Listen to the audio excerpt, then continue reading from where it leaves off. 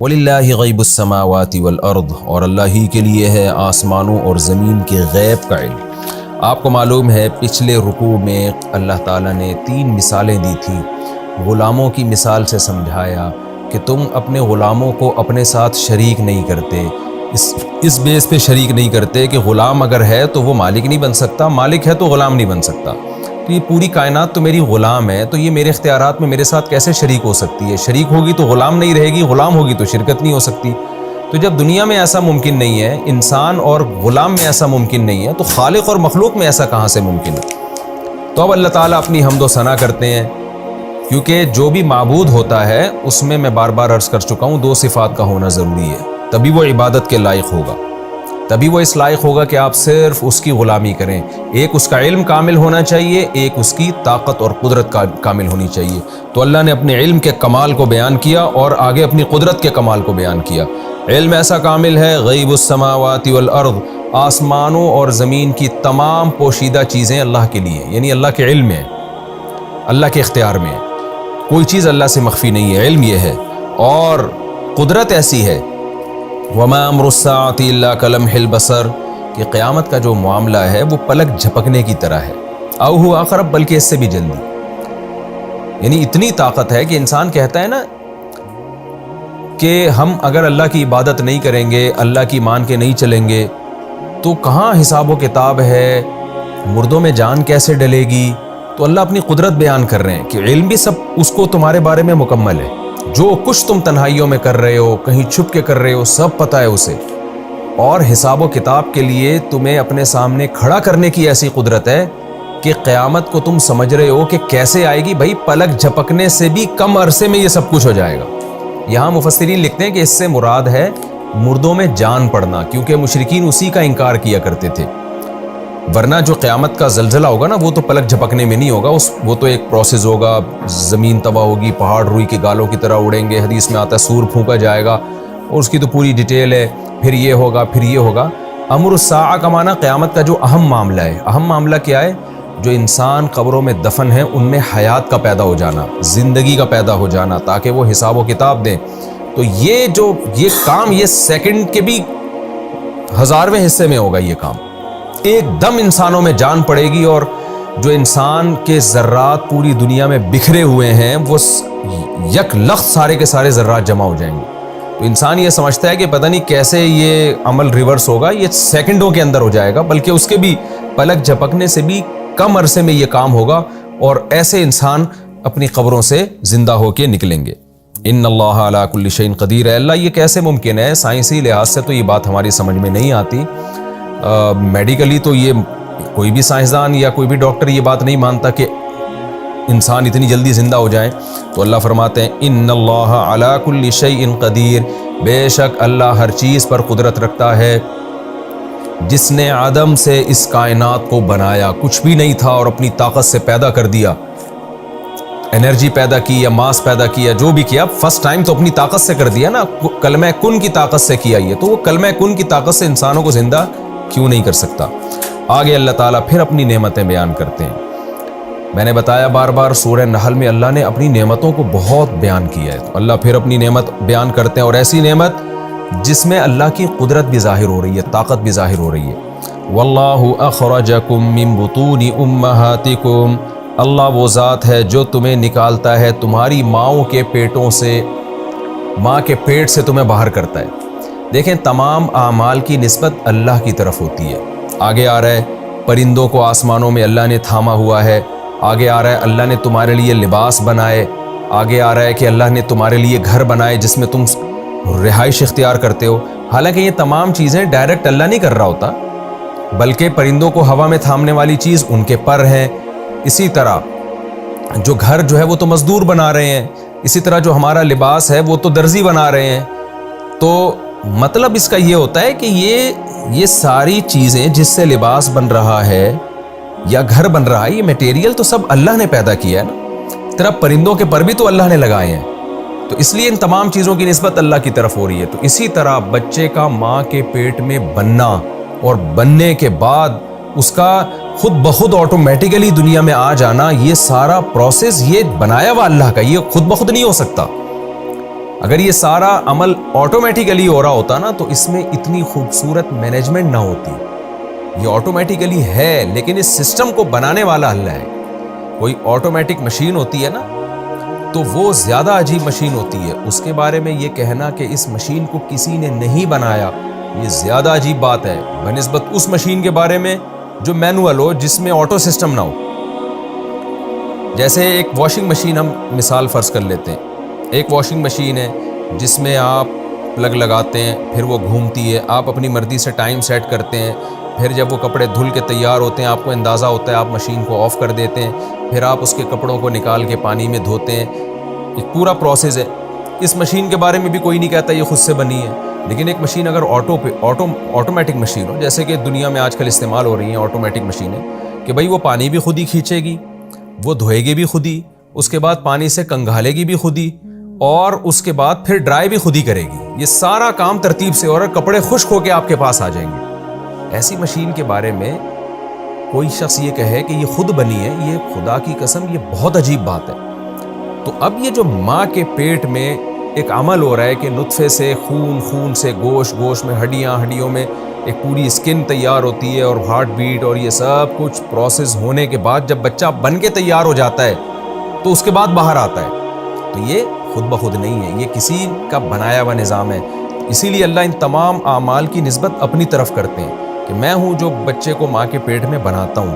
یہ میں اس لیے ڈیٹیل اتنی بیان کر رہا ہوں کہ آج کل جو ایتھیس لوگ ہیں, ملحد لوگ ہیں, وہ کیا کرتے ہیں, ایک دھوکہ دیتے ہیں لوگوں کو. خوب اچھی طرح یہ بات کو سنیے گا. وہ دھوکہ یہ دیتے ہیں کہ دیکھو پہلے زمانے میں لوگوں کو کسی بھی عمل کی سائنٹیفک لاجک کا پتہ نہیں ہوتا تھا, اس بیس پہ انہوں نے خود بخود خدا گڑھ لیے تھے. لوگوں کو پتہ ہی نہیں تھا کہ جی طوفان کیوں آتے ہیں, پتہ ہی نہیں تھا کہ جی زلزلے کیوں آتے ہیں, لوگوں کو پتہ ہی نہیں تھا کہ بچہ ماں کے پیٹ میں جو بنتا ہے وہ اس کا پروسیس کیا ہے, اس کا جو نیچرل ایک لاجک ہے اس کی وہ کیا ہے, تو پتہ ہی نہیں تھا. تو انہیں کوئی کام کرنے والا نظر نہیں آتا تھا اور اس عمل کی لاجک معلوم نہیں تھی, تو انہوں نے خدا گڑھ لیا کہ جی خدا نے کیا ہوگا, یہ طوفان خدا لا رہا ہوگا, یہ سیلاب خدا لا رہا ہوگا. اب تو سائنس نے اتنی ترقی کی ہے کہ اب تو یہ چیزیں خود بخود یعنی پتہ چل گیا کہ یہ ہو کیسے رہا ہے. تو ہم ان اعمال, ان اسباب کی طرف نسبت کریں گے. مثال کے طور پر ایک جگہ پانی گرم ہو جاتا ہے آٹومیٹیکلی, اب آپ کو پتہ نہیں گرم کیوں ہو رہا ہے, تو آپ کہہ دو بھائی خدا نے کیا ہے. لیکن جب سائنس نے ترقی کی تو پتہ چلا جی آگ تو نہیں ہے, لیکن سورج کی کرنیں ایک خاص زاویے سے یہاں پڑی تھیں, اس بیس پر یہ جناب گرم ہو گیا. تو اب تو سورج کی طرف نسبت کی جائے گی نا, خدا کی طرف نسبت کی کیا ضرورت ہے. ایک اور مثال سے میں بات سمجھاتا ہوں. اس کی مثال ایسے جیسے انڈے سے چوزا کیسے نکلتا ہے. پہلے بہت دنیا پریشان ہوتی تھی کہ چوزے کا جو خول ہے نا, انڈے کا خول, تو بڑا سخت ہوتا ہے, تو چوزا اس کو توڑ کے نکلتا کیسے ہے. تو لوگوں نے کہہ دیا جی آخری دن خدا ہے جو انڈے کو کے خول کو توڑتا ہے اور چوزا باہر نکل آتا ہے, کیونکہ لوگوں کو سمجھ میں نہیں آیا.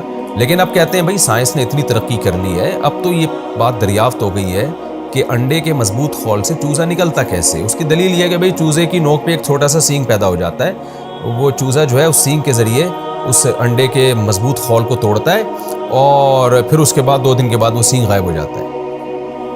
اب آپ یعنی یہ ملحد لوگ اس طرح کے دلائل دے کے یہ قائل کرتے ہیں کہ خدا تھوڑی خول کو توڑ رہا ہے, یہ تو چوزا خود توڑ رہا ہے. اور اتنی نازک چونچ سے کیسے توڑ رہا ہے, تو بھی نازک چونچ تھوڑی, اس کے اوپر تو ایک چھوٹا سا سینگ نکلتا ہے, اس سے ٹوٹ جاتا ہے. لیکن یہ بات خوب سمجھنے کی ہے, سوال یہ نہیں ہے کہ خول کو چوزا اللہ براہ راست توڑتا ہے, یہ چوزے کی چونچ میں سینگ پیدا ہوتا ہے. سوال جو ہے نا یہ اور مضبوط ہو گیا ہے کہ یہ اتنا خوبصورت نظام کہ وہ سینگ چوزے کی چونچ میں پہلے کیوں نہیں پیدا ہوا, اور اگر پیدا ہوا تھا تو انڈا ٹوٹنے کے بعد وہ ختم کیوں ہو گیا, این اسی ٹائم پہ کیوں پیدا ہو رہا ہے. بچہ پیدا ہو رہا ہے, ماں کی چھاتیوں میں دودھ آ رہا ہے, یقیناً کوئی سائنٹیفک لاجک ہے اس کی. لیکن سوال یہ پیدا ہوتا ہے یہ ساری چیزیں آپس میں اتنی خوبصورت طریقے سے مربوط کیوں ہیں. بچہ پیدا ہوتے ہی کیوں اس کی ماں کی چھاتیوں میں دودھ آ رہا ہے, پہلے کیوں نہیں آ گیا, بعد میں کیوں نہیں آ رہا. تو یہ جو نظام ہے نا یہ بالکل ایسا ہی ہے کہ جی واشنگ مشین وہ تو اصل میں جب پلگ لگتا ہے تو کرنٹ آتا ہے تو پھر یہ مشین گھومتی ہے، اور جب مشین گھومتی ہے تو کپڑے آٹومیٹیکلی دھلتے ہیں، جب دھلتے ہیں تو پھر اس کے بعد یہ پروسیس ہوتا ہے کہ وہ صابن نکالنے کے لیے پانی آتا ہے، پھر جب پانی خشک ہو جاتا ہے تو ڈرائر چلتا ہے، تو یہ خود بخود تھوڑی یہ کوئی کر تھوڑی رہا ہے، یہ تو خود بخود ہو رہا ہے بھائی، خود بخود تو ہو رہا ہے، لیکن اس مشین کو کس نے بنایا؟ کیا یہ آٹو سسٹم خود بخود اس میں ایڈجسٹ ہو گیا ہے؟ یہ ممکن نہیں ہے۔ تو یقیناً ان تمام چیزوں کی نسبت ہم کریٹر کی طرف کریں گے کہ اس کا یہ بنایا ہوا نظام ہے۔ قرآن یہاں بھی یہ کہہ رہا ہے کہ انڈے سے جو چوزا ہے نا خدا نکالتا ہے، تو نکالتا کا مطلب یہ نہیں کہ خدا زمین پہ اتر کے اس انڈے کو توڑتا ہے یا وہاں سے ٹوٹنے کا آرڈر دیتا ہے، مطلب یہی ہے کہ ان تمام کاموں کی نسبت اللہ کی طرف ہو رہی ہے، کیونکہ ان تمام پورے سسٹم کو بنانے والی ذات اللہ کی ہے۔ ایک سسٹمیٹک نظام ہے، یہ خود بخود نہیں ہو رہا سب کچھ۔ اب اس کی مرضی ہے کہ وہ سسٹم کے تحت کام کرے یا بغیر نظام کے کرے۔ اس نے عیسیٰ ابن مریم کو بغیر باپ کے پیدا کیا، اس کی کوئی لاجک نہیں ہے، لیکن عام قانون اس کا یہی ہے کہ ماں باپ کا ملاپ ہوتا ہے، اس کے نتیجے میں بچہ پیدا ہوتا ہے۔ تو ملاپ کے نتیجے میں بچہ پیدا ہونا بھی خدا کی قدرت کی دلیل، اور بغیر باپ کے بچہ پیدا کر دینا بھی خدا کی قدرت کی دلیل ہے۔ تو عقل پرست لوگ جو خدا کو نہیں مانتے وہ ان تمام چیزوں کو کی نسبت اس لاجک کی طرف کر دیں گے، اور جن کی بصیرت کی آنکھیں کھلی ہوئی ہیں وہ ان تمام چیزوں کی نسبت اس کائنات کو بنانے والے کی طرف کرتے ہیں۔ تو اب ان آیتوں کا مفہوم سمجھیے۔ اللہ فرماتے ہیں واللہ اخرجکم من بطون امہاتکم، اللہ ہے وہ ذات جو تمہیں تمہاری ماؤں کے پیٹوں سے نکالتا ہے، یہ بھی اللہ کی بڑی قدرت ہے۔ لا تعلمون شیئا، تمہیں کچھ بھی پتہ نہیں تھا۔ کچھ بھی پتہ نہیں کا مطلب یہ نہیں کہ بالکل ہی انسان فارغ ہوتا ہے، مطلب جو بھی نالج ابھی تمہیں ملی ہے، ماں کون ہے، باپ کون ہے، اور جو بھی تم نے اس کے بعد کان آنکھیں اور دل استعمال کر کے جو بھی نالج حاصل کی ہے، اس آج کی نالج کے مقابلے میں تم زیرو ہوتے ہو۔ ہاں کچھ بیسک نالج تو اللہ بچے کو دی بھی ہوتی ہے اللہ نے، کہ دودھ کہاں سے ملے گا بچے کو اور وہ کیسے اس کے پیٹ میں اترے گا، وہ تو ایک ایسی نالج ہے جس کو نالج سمجھا نہیں جاتا، وہ اس وقت زندہ رہنے کے لیے ضروری ہے۔ لیکن آج کے مقابلے میں بچے کے پاس جو نالج ہے جو بعد میں اس کو ملتی ہے وہ کچھ بھی نہیں ہوتی، لیکن اللہ نے بچے میں علم حاصل کرنے کی صلاحیت رکھی، یہ بھی اللہ کا احسان۔ کیا مطلب؟ بتایا یہ جا رہا ہے کہ جب تم پیدا ہوئے تھے تو جو نالج آج تمہارے پاس ہے، اس نالج میں سے کوئی نالج نہیں تھی، تم بالکل جاہل تھے، ہر چیز سے جاہل تھے، لیکن خدا نے تم پر احسان کیا کیا کہ وَجَعَلَ لَكُمُ السَّمْعَ وَالْأَبْصَارَ وَالْأَفْئِدَةَ، اس نے تمہارے لیے کان بنائے، آنکھیں بنائی اور دل بنائے، تاکہ تمہارے پاس جو سورس آف نالج ہے نا وہ تمہیں دے کے بھیجا، اس نے نالج حاصل کرنے کے وسائل اس نے تمہیں دے دیے۔ اگر یہ خود بخود ہوتا یہ سارا نظام تو تمہیں سورس آف نالج بھی نہ ملتی، تمہیں یہ علم حاصل کرنے کے ذرائع بھی نہ ملتے۔ اب آپ دیکھیں انسان کو اللہ نے علم حاصل کرنے کے ذرائع دیے، پیدا کیا تو کان، آنکھ، ناک، دل، دماغ، جگر، یہ ساری چیزیں، اور خاص طور پہ دماغ اور دل جو نالج حاصل کرنے کے ذرائع ہیں، یہ ساری چیزیں دی، اور نالج حاصل کرنے کے بعد اس نے اسی خدا کا انکار کر دیا۔ کتنی بڑی ضلالت اور کتنی بڑی گمراہی ہے۔ تو اللہ نے فرمایا یہ سب کام میں نے اس لیے کیے تھے لعلکم تشکرون، تاکہ تم شکر گزار بنو، تم مانو کہ کوئی خدا ہے جس نے ہمیں آنکھ بھی دی، جس نے ہمیں کان بھی دیے، جس نے ہمیں دل بھی دیا، جس نے ہمیں سوچنے سمجھنے کی صلاحیت بھی دی، لیکن تم نے شکر ادا کرنے کے بجائے اسی خدا کا انکار کر دیا، اور بعضوں نے اسی خدا کے ساتھ غیروں کو شریک کر دیا۔ الم یروا الی الطیر مسخرات فی جو السماء، کیا یہ لوگ دیکھتے نہیں ہیں پرندوں کی طرف آسمان کی فضا میں کیسے مسخر ہیں؟ ما یمسکہن الا اللہ، ان کو نہیں تھامتا مگر اللہ۔ کیا مطلب؟ ان کے جو تھامنے کا نظام ہے یہ بھی صرف اللہ کا بنایا ہوا ہے، آٹومیٹیکلی یہ بھی نہیں ہو سکتا، تو اللہ نے تھاما ہوا ہے۔ ورنہ آپ دیکھیں کہ اب انسان نے جہاز ایجاد کیے ہے ہزاروں سال کے بعد جا کے، جس کو خاص طریقے سے اڑایا جاتا ہے تو ہوا میں اڑتا ہے۔ یہ پرندے صدیوں سے ایسے مزے سے ہوا میں اڑ رہے ہیں، اور جہاز ابھی بھی اتنا کمفرٹ ہو کے نہیں اڑتا ہوا میں جیسے پرندے اڑ رہے ہوتے ہیں۔ ابھی بھی جہاز اتنی مزے سے نہیں اڑتا، ایک ہی سمت میں جائے گا اور پھر ایک خاص انداز سے اترے گا، اس کی اسپیڈ کو مینیج کرنا بڑا مشکل کام ہے، اور وہ کم زیادہ کرنا بڑا مشکل کام ہے۔ لیکن آپ پرندوں کو دیکھیں، مسخر کا مطلب کیسے ہواؤں میں جھولتے پھر رہے ہیں، وہ ادھر کو گھوم رہے ہیں، ادھر کو گھوم رہے ہیں۔ بعض پرندے تو اڑتے اڑتے ریورس ہو رہے ہوتے ہیں، ریورس ہو رہے ہوتے ہیں. یہ آپ مکھیوں کو دیکھیں نا, مکھیاں جب اڑتے ہوئے آگے جا رہی ہوتی ہیں پیچھے بھی آ رہی ہوتی ہیں وہ, تو کیسا زبردست کنٹرول ان کو دیا ہے, اور ہوا میں اس نے یہ طاقت رکھی ہے کہ ان پرندوں کو اڑائے. تو یہ سارے کے سارے کام اللہ کے ہیں, اس لیے اللہ کہتے ہیں ما یمسکہن الا اللہ, یہ سب اللہ کر رہا ہے, یہ کام اللہ ہی ہے جو ان کو آسمانوں میں تھامے ہوئے. ان فی ذلک لآیات لقوم یؤمنون, بے شک اس بات میں بڑی بڑی نشانیاں ہیں ان لوگوں کے لیے جو ایمان لانا چاہتے ہیں. واللہ جعل لکم من بیوتکم سکنا, اللہ وہ ذات ہے جس نے تمہارے لیے تمہارے گھروں میں سکونت کی جگہ بنائی, رہائش کی جگہ بنائی, یعنی تمہارے گھر ایسے بنائے کہ جن میں تم رہ سکتے ہو. انسان کو رہنے کے لیے کیا چیز چاہیے؟ سردی اور گرمی سے حفاظت, بارش سے حفاظت, اور اس کی پرائیویسی متاثر نہ ہو. تو یہ اللہ ہے جس نے گھر بنائے. یہاں بھی یہ اشکال ہوتا ہے بھائی گھر تو ٹھیکیدار بناتا ہے, گھر تو بلڈر بناتا ہے, گھر تو مزدور بناتے ہیں. لیکن بات یہی ہے, صحابہ بھی جانتے تھے, مشرکین عرب جن کو خطاب کیا جا رہا تھا وہ بھی جانتے تھے گھر تو ہم خود بناتے ہیں, لیکن ان کو بتایا جا رہا ہے کہ اللہ نے بنائے یہ. کیوں؟ گھر میں جو کچھ بھی استعمال ہوتا ہے, جو میٹیریل ہے, یہ اللہ نے پہلے سے زمین میں پیدا کیا ہے. انسان چونکہ دنیا میں رہیں گے اس لیے اللہ تعالیٰ نے ایسی ایسی چیزیں پیدا کی جن کو جوڑ کے گھر بنایا جا سکے. گھر یا تو لکڑیوں کا بنایا جاتا ہے, یا سیمنٹ بجری کا بنایا جاتا ہے, یا گارے کا بنایا جاتا ہے. تو یہ سب چیزیں زمین میں ہی ملتی ہیں نا ہمیں. اگر اللہ زمین میں اس طرح کی چیزیں ہی نہیں پیدا کرتا جن کو جوڑ کے گھر بنایا جا سکے, تو انسان رہتا کیسے؟ سارے غاروں میں جا کے تھوڑی رہ سکتے تھے. تو اس لیے اللہ کہتے ہیں جو تم خوبصورت گھروں میں رہتے ہو, اور جہاں تم گرمی سے بچتے ہو, جہاں تم سردی سے بچتے ہو, جہاں تم ایک سکون کی لائف گزارتے ہو, یہ گھر بھی اللہ نے تمہارے لیے بنائے ہیں. وَجَعَلَ لَكُم مِّن جُلُودِ الْأَنْعَامِ بُيُوتًا, اور اس نے ایک الگ سے بھی تم پر احسان کیا. کچھ گھر تو وہ ہوتے ہیں جہاں مستقل رہائش اختیار کرتے ہیں اور اس میں ہم پوری زندگی گزارتے ہیں, لیکن ان گھروں کو ہم اٹھا کے سیمنٹ بجری کے اور گارے کے گھروں کو اٹھا کے سفر میں نہیں لے جا سکتے, جبکہ سفر بھی انسان کی بنیادی ضرورتوں میں سے ایک ضرورت ہے. تجارت کے لیے سفر کرنا پڑتا ہے, جنگوں کے لیے سفر کرنا پڑتا ہے. تو اللہ کہتے ہیں اس کے لیے پھر ہم نے تمہارے لیے انتظام پیدا کیا. جانوروں کی کھال ہم نے ایسی بنائی ہے کہ وہ گھر کے کام آ سکتی ہے. جانوروں کی ہم نے ایسی کھال بنائی ہے جو چمڑا ہے جس کو لیدر کہا جاتا ہے, اس سے بھی خیمے لگائے جا سکتے ہیں, اس سے بھی گھر کا کام لیا جا سکتا ہے.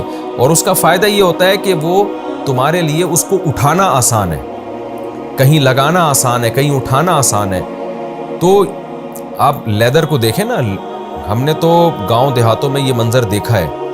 یہ چمڑے کی عجیب خاصیت ہے, گرمیوں میں ٹھنڈا ہو جائے گا اور سردیوں میں گرم ہو جائے گا یہ. اور مشکیزیں بھی آپ دیکھیں جو لیدر کے ہوتے ہیں, آپ گرمیوں میں اس میں لسی یا پانی ڈالیں وہ ٹھنڈی ہو جاتی ہے, سردیوں میں ڈالیں گرم ہو جاتی ہے. ایک عجیب اللہ کا بنایا ہوا نظام ہے. تو اللہ تعالیٰ فرماتے ہیں وَجَعَلَ لَكُم مِّن جُلُودِ الْأَنْعَامِ, جلد کہتے ہیں کھال کو, کہتے ہیں نا جلدی بیماریاں, اردو میں بہت یہ لفظ استعمال ہوتا ہے. اور اس نے تمہارے لیے ان چوپایوں کی کھالوں میں سے بیوتاً گھر بنائے, تستخفونہا, جن کو تم خفت کہتے ہیں, ہلکا کہتے ہیں نا, اپنی خفت مجھے محسوس ہو رہی ہے اس میں, تو ہلکا, جن کو تم ہلکا سمجھتے ہو. یوم ظعنکم, ظعن کوچ کرنے کو, کہیں ٹریولنگ کو, اپنے ٹریولنگ کے دن, و یوم اقامتکم, اور پھر کہیں اقامت کے وقت. جب ٹریولنگ کرتے ہو تو آسانی سے اٹھا کے لے جاتے ہو, پھر کہیں اسٹے کرتے ہو تو آسانی سے نصب کر دیتے ہو, آسانی سے اس سے کمرہ بنا لیتے ہو. تو یہ بھی اللہ کا کیا ہوا کام ہے. وَمِنْ أَصْوَافِهَا, اور پھر ان جانوروں کے روؤں میں, جیسے دمبے کے صوف ہوتی ہے نا, اون, دمبے کے بالوں کو صوف کہا جاتا ہے, اون ہوتی ہے. وَأَوْبَارِهَا, وبر کہتے ہیں جو رواں ہوتا ہے, جیسے گائے اور اونٹ میں رواں ہوتا ہے جو اس کے بال ہوتے ہیں. وَأَشْعَارِهَا, اور ان کے بال جیسے بکرے کے بال ہوتے ہیں. وَمِنْ أَصْوَافِهَا وَأَوْبَارِهَا وَأَشْعَارِهَا, ان کے اون میں اور ان کے وبر یعنی روئیں میں اور ان کے بالوں میں اساساً تمہارے لیے سامان ہے. اثاثہ کوئی بھی ایسٹس کو کہا جاتا ہے جس کو کسی بھی کام میں استعمال کیا جائے. وَمَتَاعًا, اور تمہارا فائدہ ہے, إِلَىٰ حِين, ایک خاص وقت تک, وہ ہے موت. کیا مطلب؟ یہ چیزیں ہمیشہ کے لیے نہیں ہیں, خاص ٹائم تک ان سے تم فائدہ اٹھاتے ہو. وَاللَّهُ جَعَلَ لَكُم مِّمَّا خَلَقَ ظِلَالًا, اور اللہ وہ ذات ہے جس نے بنایا تمہارے لیے ان چیزوں میں سے جس کو اس نے پیدا کیا, ان چیزوں میں اس نے تمہارے لیے سائے بنائے. سایہ بھی اللہ کی قدرت ہے, سورج کے ذریعے بنتا ہے وہ. تو اگر ہمیشہ دھوپ رہتی دن کے وقت تو ہمارے لیے سفر کتنا مشکل ہو جاتا، کہیں بیٹھنا کتنا مشکل ہو جاتا. تو جگہ جگہ اللہ کی طرف سے سائے بنے ہوئے ہیں ہمارے لیے، پہاڑوں کے سائے ہیں، درختوں کے سائے ہیں. تو یہ بھی تو اللہ کی قدرت کی دلیل ہے. اللہ سورج کی کرنوں کو ایسا بنا دیتا کہ وہ کوئی بھی بیچ میں رکاوٹ آتی، وہ کرنیں اس رکاوٹ میں سے گزر جاتی، تو سایہ وجود میں ہی نہیں آتا. یہ تو ہم چونکہ چیزیں اپنی آنکھوں سے دیکھ رہے ہیں نا، اس لیے ہم اس کو نارمل سمجھتے ہیں اور ہم کہتے ہیں اس میں اللہ کی کیا قدرت ہے. لیکن اللہ سب کچھ کر سکتا تھا، وہ اس کائنات کو ایسا بنا سکتا تھا کہ سائے وجود میں نہ آتے. لیکن اللہ کہتے ہیں ہم نے ایسا بنایا کہ اس میں تمہارے لیے سائے ہیں. وَجَعَلَ لَكُم مِّنَ الْجِبَالِ أَكْنَانًا، اور اس نے تمہارے لیے پہاڑوں میں غار بنائے. کن کہتے ہیں ہر وہ چیز جو آپ کو چھپا دے. تو غار چونکہ چھپا دیتا ہے اس لیے اس کو بھی کن کہا جاتا ہے، اور اکنان اس کی جمع آتی ہے. مراد اس سے غار ہے. تو پہاڑوں میں بھی آپ کو بڑے بڑے غار ملیں گے. ٹریولنگ کے دوران ان غاروں کا اگر پہاڑوں میں یہ غار نہ ہوتے تو مسافر لمبے لمبے سفر میں مارے جاتے، اس کا بڑا خطرہ ہوتا. بہت دفعہ پہاڑی راستوں میں آپ کو سردی سے بچنے کی جگہ نہیں مل رہی ہوتی، وہ خیمے آپ کے کام نہیں آ رہے ہوتے. تو پہاڑوں میں آپ کو جگہ جگہ غار مل جائیں گے. ان غاروں میں انسان چھپ بھی جاتا ہے، ان غاروں میں انسان گرمی سے بچتا ہے، سردی سے بچتا ہے. تو اللہ نے ہمارے لیے یہ بنائے. وَجَعَلَ لَكُمْ سَرَابِيل. آج تو سائنس نے ترقی کی ہے نا، لیکن اللہ نے ماضی میں انسانوں کے فائدے کے لیے یہ چیزیں پیدا نہ کی ہوتی تو نسل ہی ختم ہو چکی ہوتی. تو ترقی کیا ہوتی اگر نسل ختم ہو جاتی. وَجَعَلَ لَكُمْ سَرَابِيلَ، اور اس نے تمہارے لیے کرتے بنائے. تَقِيكُمُ الْحَرَّ، جو تمہیں گرمی سے بچاتے ہیں. کرتے کا کیا مطلب ہے؟ ہر وہ چیز جو انسان اوپر پہنتا ہے. تو ظاہر ہے کرتے بھی ٹیلر بناتا ہے، لیکن اللہ اپنی طرف کیوں منسوب کر رہا ہے کہ جس چیز سے بنائے جا رہے ہیں کرتے، وہ تمام چیزیں اللہ کی پیدا کرنا ہے. چاہے وہ جنگی کرتے ہوں جس کے آگے تذکرہ آ رہا ہے تقیکم باسکم، ایسے بھی اس کرتے ہیں جو تمہیں تمہاری لڑائیوں سے بچاتے ہیں، یعنی زر ہیں لوہے کی. تو کرتے سے مراد یہ اردو والا کرتا نہیں ہے، یہ بھی داخل ہے اس میں. اور ہر وہ چیز جو ہم اوپر زیبتن کرتے ہیں، عبایا ہے، تمام کی تمام چیزیں جو ہم زیبتن کرتے ہیں جس میں ہمارے لیے زینت ہے. جانوروں کو اللہ نے یہ نعمت نہیں دی ہے، لباس انسان کی نعمت ہے. تو اللہ کہتے ہیں یہ بھی انسان نے بنایا ہے، کیونکہ اس کا جو بھی مادہ ہے وہ سب اللہ کا. کپاس اللہ نے پیدا کی ہے، اون اللہ نے پیدا کی ہے. تو یہ تمام کی تمام چیزیں اللہ کی پیدا کرنا ہے، جس سے تم گرمی سے بھی بچتے ہو اور تمہاری لڑائیوں میں بھی یہ چیزیں بچاتی ہیں تمہیں. كَذَلِكَ يُتِمُّ نِعْمَتَهُ عَلَيْكُمْ، اس طرح اللہ اپنی نعمتیں تم پر تمام کرتا ہے. کہاں سے نعمتیں اللہ نے شروع کی ہیں؟ کہ ماں کے پیٹ سے تمہیں نکالا، ایک نعمت. پھر تمہارے پاس علم حاصل کرنے کے ذرائع نہیں تھے، اللہ نے کان، آنکھ، دل دے کے بھیجا تاکہ تم علم حاصل کرو، لہذا تم پڑھے لکھے بن گئے، بہت نالج آ گئی تمہارے پاس. یہ اللہ کا احسان. پھر اللہ کی قدرت کی دلیل، آسمانوں میں پرندے اڑ رہے ہیں. پھر اس کے بعد اللہ تعالیٰ نے تمہارے لیے گھر بنائے رہائش کے لیے، ایسی چیزیں پیدا کی. اور پھر تمہارے لیے جانوروں کے چمڑے پیدا کیے، اس سے تم کتنی چیزیں بناتے ہو. اور پھر ان جانوروں سے کتنی تجارتیں کرتے ہو، ان کی کھال، ان کے اون سے. اور پھر سائے پیدا کیے، پہاڑوں میں غار پیدا کیے اس نے. اور تمہارے لیے لباس پیدا کیے جو تمہیں گرمی سے، عرب میں چونکہ گرمی زیادہ تھی، قرآن میں سورہ نحل میں شروع میں ہے لکم فیہا دفء، اس میں گرمی کا سامان ہے. تو سردی سے بھی بچاتے ہیں، اور یہاں پر اللہ نے گرمی سے بچانے کا ذکر کیا کیونکہ عرب زیادہ تر سرد علاقے نہیں تھے ان کے پاس. ذکر تو اللہ نے سردی سے بچنے کا بھی سورہ نحل کے شروع میں کیا، یہاں گرمی سے بچنے کا ذکر کیا کہ وہ لباس تمہیں گرمی کی لو کی شدت سے بچاتا ہے اور تمہاری جنگوں میں تمہارے کام آتا ہے. تو اتنی نعمتیں اللہ بیان کر کے کہتے ہیں كَذَلِكَ يُتِمُّ نِعْمَتَهُ عَلَيْكُمْ، اللہ اپنی نعمتیں تم پر تمام کرتا ہے، ادھورا نہیں چھوڑا کسی بھی معاملے میں اس نے تمہیں. لَعَلَّكُمْ تُسْلِمُونَ، تاکہ تم اس کے فرمانبردار بن جاؤ. اور ہم کیا کر رہے ہیں کہ سائنسی ترقی میں لگ کر ان نعمتوں سے بھرپور طریقے سے فائدہ اٹھا رہے ہیں، لیکن ہم نے اپنی ڈکشنری سے خدا کو نکال دیا ہمیشہ کے لیے. حالانکہ اللہ نے سب کچھ کیا اس لیے تھا تاکہ ہم اس کے فرمانبردار بنیں. فَإِن تَوَلَّوْا، پس اگر اے انسانوں اب بھی تم اعراض کرو گے ہم سے، فَإِنَّمَا عَلَيْكَ الْبَلَاغُ الْمُبِينُ، تو اے محمد صلی اللہ علیہ وسلم آپ کے ذمے صاف صاف پہنچا دینا ہے. کیا عجیب آیت ہے، آپ دیکھیں، یعنی بلاغ ہے، وہ نبی نے پہنچا دیا. عذاب دینے کی قدرت نبی کے پاس نہیں، اور واقعی نبی پہنچا کے چلے گئے. یعرفون نعمت اللہ، یہ لوگ اللہ کی نعمت کو پہچانتے ہیں. ثم ینکرونہا، پھر اس کا انکار کرتے ہیں. انکار اور معرفت بالکل الگ الگ چیزیں. تو اب کوئی اس آیت پر اشکال کر سکتا ہے کہ اللہ ایک طرف کہہ رہا ہے کہ پہچانتے ہیں اور ایک طرف کہہ رہا ہے نہیں پہچانتے، یعنی انکار کا مطلب نہیں پہچاننا. تو بات یہ ہے کہ حقیقت میں تو پہچانتے ہیں جب غور و فکر کرتے ہیں، عمل سے یہ ثابت کرتے ہیں کہ ہم نہیں پہچانتے۔ اس لیے اس کی تفسیر علماء ایسے کرتے ہیں کہ اللہ کی نعمت کو پہچانتے ہیں لیکن عمل یہ بتاتا ہے کہ نہیں پہچانتے، اس پہچاننے کے تقاضوں پر عمل نہیں کرتے۔ وَأَكْثَرُهُمُ الْكَافِرُونَ، اور ان میں اکثر لوگ انکار کرنے والے ہیں، پہچاننے کے باوجود خدا کی طرف اس کی نسبت نہیں کرتے، یا تو شرک کرتے ہیں یا خدا کا انکار کرتے ہیں یا خدا کی مانتے نہیں ہیں۔ یہ تمام چیزیں، ان تمام چیزوں کو کفر سے تعبیر کیا گیا۔